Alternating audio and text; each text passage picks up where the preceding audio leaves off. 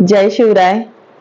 आज मालवण या शहरात म्हणजे महाराष्ट्र राज्यात विधानसभेचे जी निवडणूक होऊ घातली होती 2024 ची, त्या अनुषंगाने आज 20 तारीखला ठिकठिकाणी मतदानाचा संविधानिक अधिकार जो प्रत्येक नागरिकाने बजावला, त्याबद्दल मी आधी सर्वप्रथम सगळ्या मतदारांचे आभार मानते. मतदानाचा हक्क हा कशासाठी का करावा आणि संविधानाने हा अधिकार आपल्याला का दिलाय, या सगळ्याच्या अनुषंगाने आपलं राज्य असेल, आपला देश असेल तो चालतो.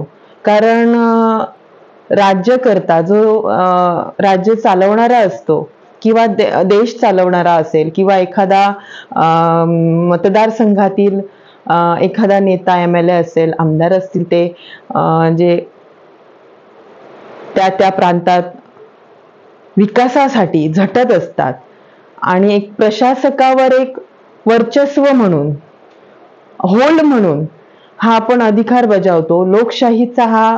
लोकशाहीच्या मार्गावर चालणारा हा अधिकार आहे. आणि आज 20 तारीख ठिकठिकाणी सगळ्या मतदार बंधूंनी, भगिनींनी, खास करून मी माझ्या भगिनींचा आभार मानेन की प्रत्येक मतदार संघात असेल किंवा बूथ वाईज असेल किंवा काही सामाजिक संस्था असतील, सामाजिक कार्यकर्ते असतील, त्यांनी हिरिकीने भाग घेतला होता. कारण गेले महिनाभर जो काम म्हणजे ज्या प्रसाराचं काम चालू होतं ते आज येऊन त्याची सांगता झाली. तर असे बरे वाईट अनुभव या मतदानातून येत असतात. आणि आजचा हा दिवस खरोखर कधी दिवस उजाडला, सकाळी 6 ते सायंकाळी 6 हा वेळ जो आपल्या मतदानाचा हक्क बजावण्यासाठी होता, तो कधी निघून गेला ते कळालं पण नाही. आणि त्यात आमच्यासारख्या सामाजिक कार्यकर्त्यांनी जो हिरिकीने, माझ्या सहकारी असतील, माझे सहकारी बंधू भगिनी असतील, त्यांनीही फार हिरिकीने भाग घेतला होता. त्या सगळ्यांचेही मी आभार मानते इथे. आणि तिथे मतदार जो येणारा होता तो अगदी म्हणजे